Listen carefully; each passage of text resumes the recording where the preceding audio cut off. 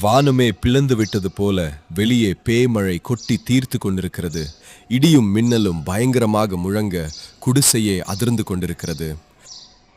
பழைய கூரையிலிருந்து தண்ணீர் வீட்டிற்குள் வெள்ளம் போல் கொட்டுகிறது. மங்கலான லேந்தர் வெளிச்சத்தில் வேலன் உளுந்து அரைக்கும் திரிகல் கல்லின் அருகில் அமர்ந்து கவலையுடன் மாவு அரைத்து கொண்டிருக்கிறான். மல்லிகா வீட்டிற்குள் கூரையிலிருந்து தண்ணீர் சொட்டும் இடங்களில் பழைய பாத்திரங்களையும் செம்பு குடங்களையும் வைத்து தண்ணீரை சேகரித்து கொண்டிருக்கிறாள். என்னங்க, வெளிய பார்த்தா மழை நிற்காமல் பேய்மழையாக கொட்டுகிறது. இடி மின்னலை பார்த்தாலே நெஞ்சே பதறுகிறது.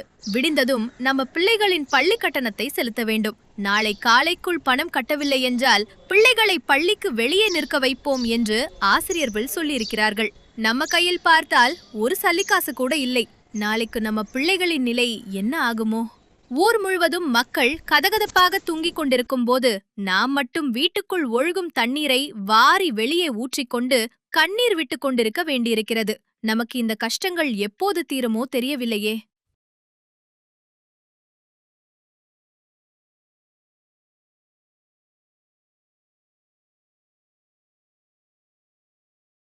தைரியத்தை இழந்துவிடாதே மல்லிகா.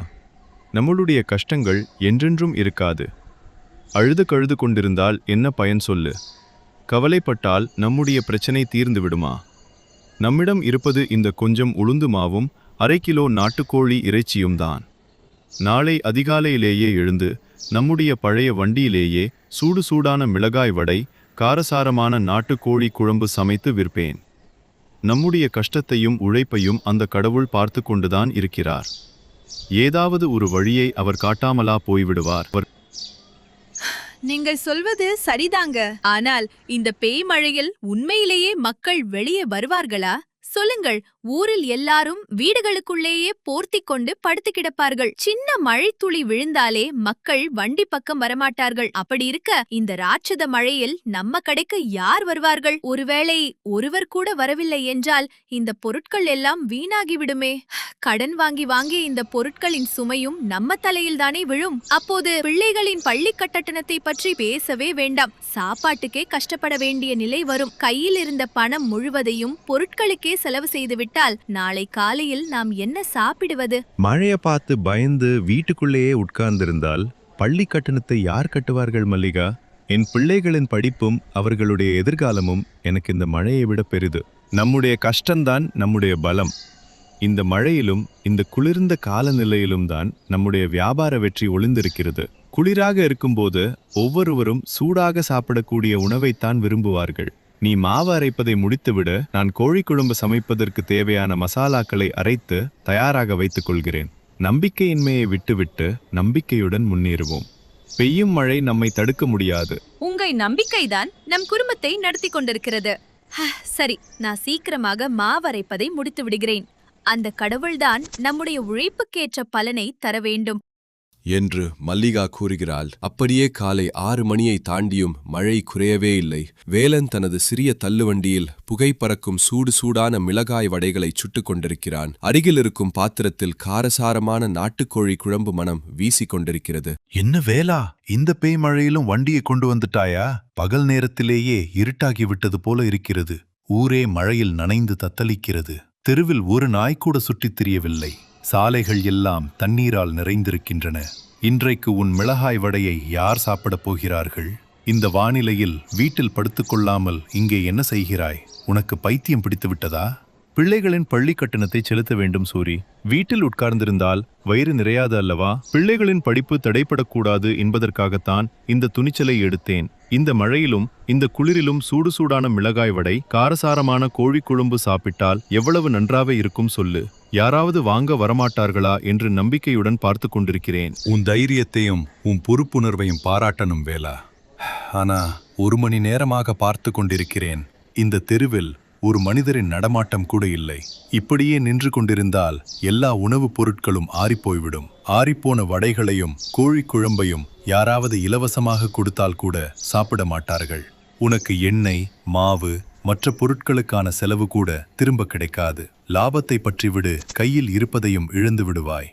நம்பிக்கை இழப்பதற்கு முன்பே வண்டியை சுருட்டி கொண்டு வீட்டுக்கு போடா. பிடிவாதமாக இருந்தால் எந்த பயனும் இல்லை. நீ சொல்வது 100% உண்மை சூரி. ஊருக்குள்ளேயே இருந்தால் மக்கள் வண்டி இருக்கும் இடத்திற்கு வரமாட்டார்கள். மழையால் மக்கள் வண்டி இருக்கும் இடத்திற்கு வர முடியவில்லை என்றால் என் வியாபாரம்தான் மக்களை தேடிச் செல்ல வேண்டும். சும்மா உட்கார்ந்திருந்தால் பிரச்சனைகள் தீராது அல்லவா சூரி? நாம் தான் வழியை தேடிக்கொண்டு செல்ல வேண்டும். நம்முடைய சூழ்நிலைக்கு ஏற்ப நாமும் மாற வேண்டும் சூரி. என்னடா உன் வியாபாரமே மக்களை தேடிச் செல்லுமா? அது எப்படி சாத்தியம்? ஊர் முழுவதும் வீடுகளுக்குள்ளேயே முடங்கி கிடக்கிறார்கள் அல்லவா? வாசலை தாண்டி யாரும் வெளியே வரவில்லை. நீ எங்கே போய் விற்பனை செய்வாய்? எல்லார் வீட்டு கதவையும் தட்டி விற்கப் போகிறாயா என்ன? சூரி, எனக்கு ஒரு யோசனை வந்திருக்கிறது. உன் ஆட்டோவின் பின்புறத்தில் என்னுடைய வடை பாத்திரங்களையும் கோழி குழம்பையும் வைத்து எடுத்துக்கொண்டு போவோம். நம்ம ஊரின் கடைசியில் இருக்கும் ஆற்றங்கரை படகு போக்குவரத்து தளத்திற்கு போகலாம். அங்கே மழையால் படகுகள் எல்லாம் நிறுத்தப்பட்டிருக்கும். பக்கத்து ஊர்களுக்கு செல்லும் பயணிகள் அங்கே சிக்கி தவித்துக் கொண்டிருப்பார்கள். அவர்கள் குளிராலும் பசியாலும் அவதிப்பட்டு கொண்டிருப்பார்கள். நாம் அங்கே சென்றால் நம்முடைய வியாபாரமும் நடக்கும், அவர்களுடைய பசியும் தீரும். இது நம் இருவருக்கும் ஒரு நல்ல வாய்ப்பு. என்ன சொல்கிறாய் சூரி? என் யோசனை எப்படி இருக்கு? அடேங்கப்பா, இன்னும் ஒரு அருமையான யோசனடா வேலா. ஆற்றங்கரையில் எந்த உணவு கடையும் இருக்காது.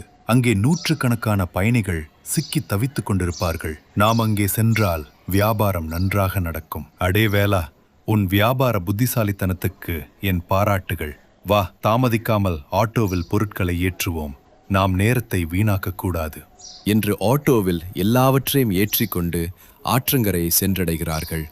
அங்கே மழையின் வேகத்தால் ஆறு பெருக்கெடுத்து ஓடுவதால் படகு போக்குவரத்து முற்றிலுமாக நிறுத்தப்பட்டிருக்கிறது.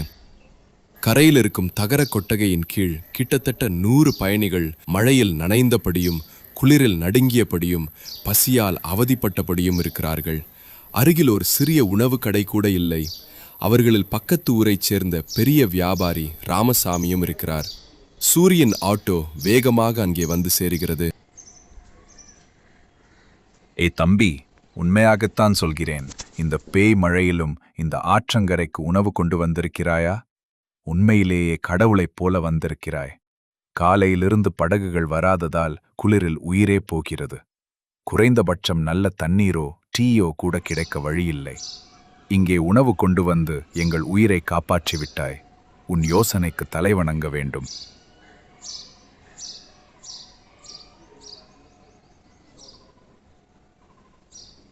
வணக்கம் ஐயா, இதோ இந்த இலையை எடுத்துக்கொள்ளுங்கள்.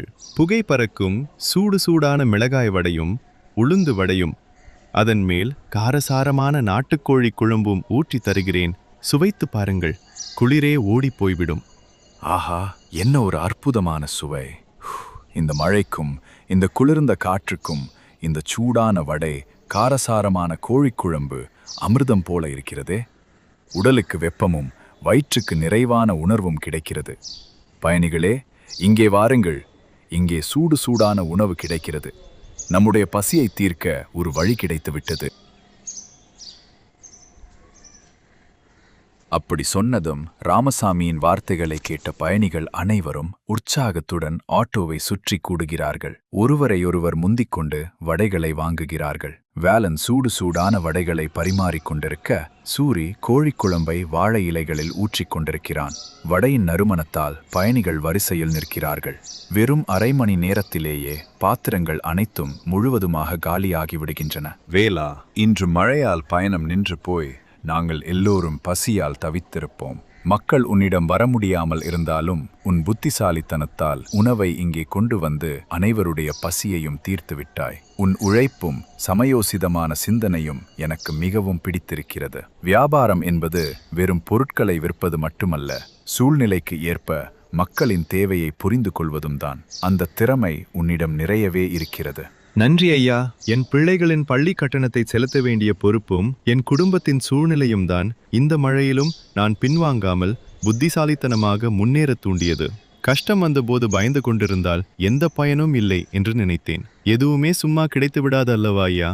வேலா, எனக்கு நகரத்தில் ஒரு பெரிய உணவகம் இருக்கிறது. அதற்கு தினமும் காலையிலேயே இது போன்ற சுவையான வடைகளையும் நாட்டுக்கோழி குழம்பையும் வழங்கும் ஒப்பந்தத்தை உனக்கே தருகிறேன். தேவையான முதலீடு முழுவதையும் நானே முன்பணமாக தருகிறேன். உன் உழைப்புக்கும் உன் புத்திசாலித்தனத்துக்கும் ஏற்ற பலன் கிடைத்தே ஆக வேண்டும். இனிமேல் நீ தினமும் இப்படி கஷ்டப்பட வேண்டிய அவசியமில்லை. வேலா, கேட்டாயா? உன்னுடைய புத்திசாலித்தனமான முடிவு உன் வாழ்க்கையே மாற்றிவிட்டது. நம்முடைய கஷ்டத்திற்கேற்ற பலன் கிடைத்துவிட்டது. பெரிய உணவகத்திற்கான ஒப்பந்தம் என்றால் சாதாரண விஷயமில்லடா.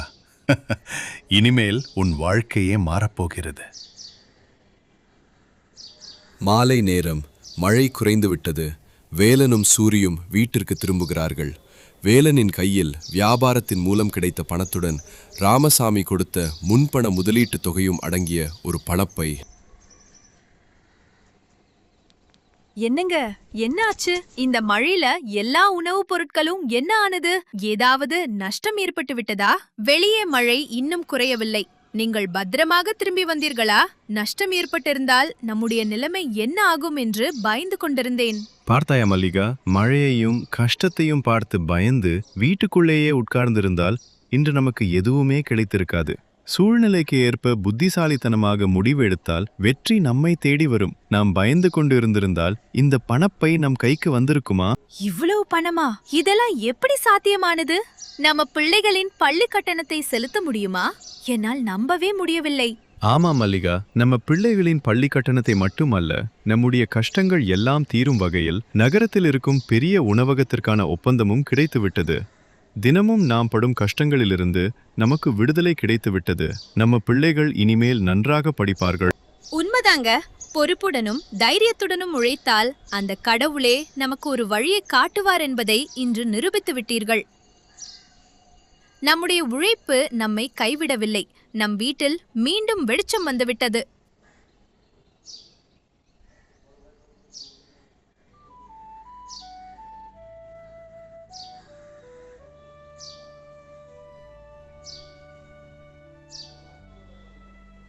என்று மகிழ்ச்சி அடைகிறாள். அப்படியே கஷ்ட காலத்தில் பயப்படாமல் தைரியத்துடன் சூழ்நிலைக்கு ஏற்ப புத்திசாலித்தனமாக எடுத்து வைக்கும் ஒரு சிறிய அடி நம் வாழ்க்கையின் பாதையையே மாற்றும் ஒரு மிகப்பெரிய வெற்றிக்கு அடித்தளமாக அமையும்.